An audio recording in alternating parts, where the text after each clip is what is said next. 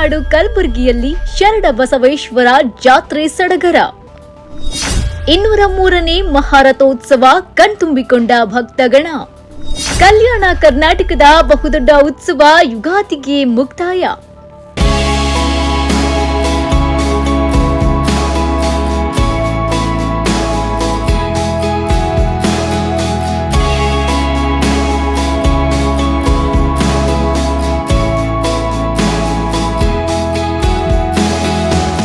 ಒಂದ್ ಕಡೆ ಉರಿ ಬಿಸಿಲು, ಮತ್ತೊಂದ್ ಕಡೆ ಜಗಮಗಿಸುತ್ತಿರೋ ತೇರು, ಇನ್ನೊಂದ್ ಕಡೆ ಭಕ್ತಾದಿಗಳ ಸಡಗರ ಸಂಭ್ರಮ.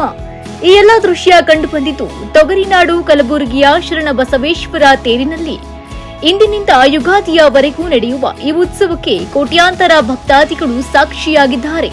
ಮಹಾದಾಸೋಹಿ ಶರಣಬಸವೇಶ್ವರರ 203ನೇ ಜಾತ್ರಾ ಮಹೋತ್ಸವ ಅತ್ಯಂತ ಸಂಭ್ರಮ ಸಡಗರದಿಂದ ನೆರವೇರಿದೆ. ಉತ್ಸವವನ್ನ ಕಣ್ತುಂಬಿಕೊಳ್ಳಲು ದೇಶ ವಿದೇಶದಿಂದ ಭಕ್ತಾದಿಗಳು ಆಗಮಿಸಿದ್ರು.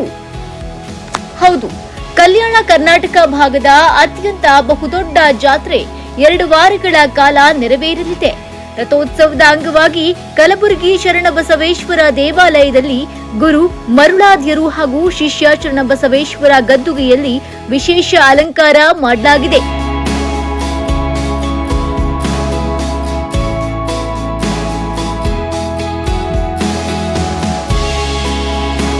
ಕೋಟಿ ಭಕ್ತರಿಂದ ದೇಗುಲ ತುಂಬಿ ತುಳುಕ್ತಾ ಇತ್ತು.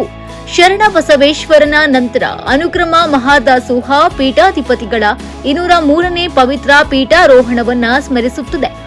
ರಥೋತ್ಸವಕ್ಕೆ ಮುಂಚಿತವಾಗಿ ಉಚ್ಚಾಯಿ ಎಂದು ಜನಪ್ರಿಯವಾಗಿ ಕರೆಯಲ್ಪಡುವ ರಥದ ಸಣ್ಣ ಆವೃತ್ತಿಯ ಚಿತ್ರ ಬಿಡಿಸಲಾಗುತ್ತೆ.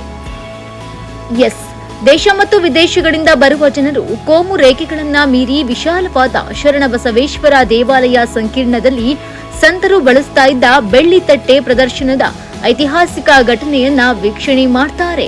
ರಥೋತ್ಸವದ ಸಮಯದಲ್ಲಿ ವರ್ಷಕ್ಕೊಮ್ಮೆ ಪ್ರದರ್ಶಿಸಲಾಗುವ ಪ್ರಸಾದ ಬಟ್ಟಲನ್ನ ರಥೋತ್ಸವದ ಆರಂಭ ಡಾಕ್ಟರ್ ಅಪ್ಪಾಜಿ ಮತ್ತು ಚಿರಂಜೀವಿ ಅಪ್ಪ ಭಕ್ತರಿಗೆ ತೋರಿಸುತ್ತಾರೆ. ಪ್ರಸಾದ ಬಟ್ಟಲು ಜೊತೆಗೆ ಭಕ್ತರಿಗೆ ಲಿಂಗ ಸಜ್ಜು ಲಿಂಗವನ್ನ ಉಳಿಸಿಕೊಳ್ಳಲು ಭಗವಾನ್ ಶರಣಬಸವೇಶ್ವರರು ಬಳಸಿದ ಶುದ್ಧ ಶ್ರೀಗಂಧದ ಮರದಿಂದ ಮಾಡಿದ ಪೆಟ್ಟಿಗೆಯ ಒಂದು ನೋಟವನ್ನ ಪಡೆಯುವ ಅವಕಾಶವೂ ಸಿಗುತ್ತದೆ.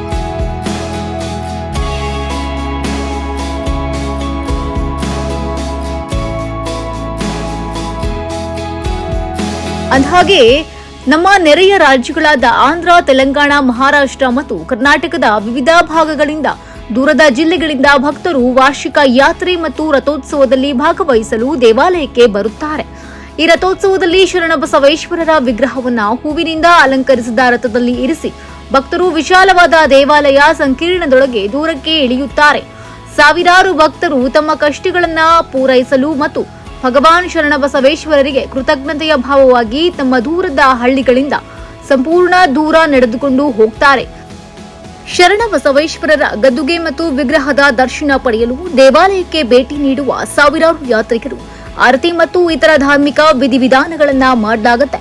ವಿಶೇಷವಾಗಿ ಈ ಪ್ರದೇಶದ ರೈತರು ತಮ್ಮ ಕೃಷಿ ಹೊಲಗಳಿಂದ ಬರುವ ಕೊಯ್ಲಿನ ಒಂದು ಭಾಗವನ್ನ ದೇವಾಲಯಕ್ಕೆ ದಾನ ಮಾಡ್ತಾರೆ. 19ನೇ ಶತಮಾನದಲ್ಲಿ ಹಲವಾರು ಜೀವಗಳನ್ನ ಬಲಿ ತೆಗೆದುಕೊಂಡ ಈ ಪ್ರದೇಶದಲ್ಲಿನ ಅತ್ಯಂತ ಭೀಕರ ಬರಗಾಲದ ಸಮಯದಲ್ಲಿ ಸಂತ ಶರಣಬಸವೇಶ್ವರರ ನಿಸ್ವಾರ್ಥ ಸೇವೆಯು ಶರಣಬಸವೇಶ್ವರರನ್ನ ಸಾಮಾನ್ಯ ಆತ್ಮದಿಂದ ಸಂತನನ್ನಾಗಿ ಪರಿವರ್ತನೆ ಮಾಡುತ್ತೆ.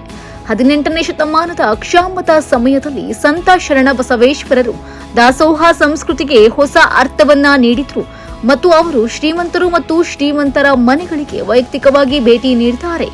ವಿವಿಧ ಕೇಂದ್ರಗಳಲ್ಲಿ ಪ್ರಾರಂಭವಾದ ಗಂಜಿ ಕೇಂದ್ರಗಳಲ್ಲಿ ಬಡವರಿಗೆ ಆಹಾರ ನೀಡಲು ಆಹಾರ ಧಾನ್ಯಗಳನ್ನ ಸಂಗ್ರಹಿಸ್ತಾ ಇದ್ದಾರೆ. ಇದು ಬಸವೇಶ್ವರರ ಜಾತ್ರೆಯ ಇತಿಹಾಸವಾಗಿದೆ. ಸುಡು ಬಿಸಿಲಿನಲ್ಲಿಯೂ ಬಸವೇಶ್ವರರನ್ನ ಕಣ್ತುಂಬಿಕೊಳ್ಳಲು ದೂರದೂರುಗಳಿಂದ ಬಂದು ಯುಗಾದಿಯವರೆಗೆ ದರ್ಶನ ಪಡಿತಾರೆ. ಪ್ರತಿನಿತ್ಯವೂ ಜಾತ್ರೆಯ ರೀತಿ ಭಾಸವಾಗುತ್ತೆ.